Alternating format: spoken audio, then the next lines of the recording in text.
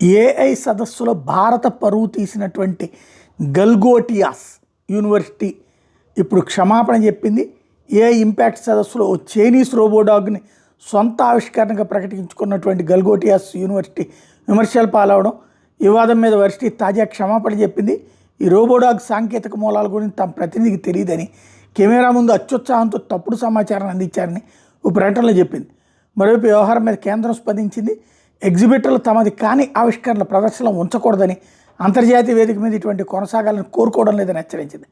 మాకు వివాదాలు వద్దు కాబట్టి సదస్సులో ఇటువంటి వివాదాస్పద ఏజెన్సీలు అవసరం లేదు. ఎగ్జిబిటర్లు తమ నిజమైన ఆవిష్కరణలు ప్రదర్శించాలి. కాపీరైట్ ఉల్లంఘనలు, తప్పుదోవ పట్టించే అంశాలను ప్రోత్సహించేది లేదు. ఇటువంటి వాటికి ఏ సదస్సులో చోట్లేదు. ఖచ్చితంగా నియమాలను పాటించాల్సిందే. ఇటువంటి పనుల వల్ల ఇతర ఎగ్జిబిటర్ల మీద ప్రభావం పడటం ఇష్టం లేదంటూ ఎలక్ట్రానిక్స్ ఐటీ శాఖ కార్యదర్శి కృష్ణన్ ప్రకటించారు. అదనపు కార్యదర్శి అభిషేక్ సింగ్ మాట్లాడుతూ ఆవిష్కరణలో అణచివేయడం తమ ఉద్దేశం కాదని చెప్పారు. కానీ అవి ప్రజలను తప్పుదో పట్టించకూడదన్నారు. గ్రేటర్ నోయిడాకి చెందింది ఈ గల్గోటియాస్ యూనివర్సిటీ. ఇప్పటికే ఒకసారి వివరణ ఇచ్చింది. ఆ రోబోడాగ్ని చైనా సంస్థ నుంచి కొనుగోలు చేశామని, విద్యార్థులు నేర్చుకోవడానికి ఒక సాధనంగా వాడుతున్నామని చెప్పింది. అయితే సదస్సుకు హాజరైన మహిళా వర్సిటీ ప్రతినిధి, ఆ వర్సిటీ మహిళా ప్రతినిధి మాత్రం మేమే అభివృద్ధి చేశామని చెప్పింది. దీంతో మరోసారి స్పందించిన యాజమాన్యం ఆ ప్రతినిధికి రోబోడాగ్ మీద సరైన సమాచారం లేదని చెప్పింది అనమాట.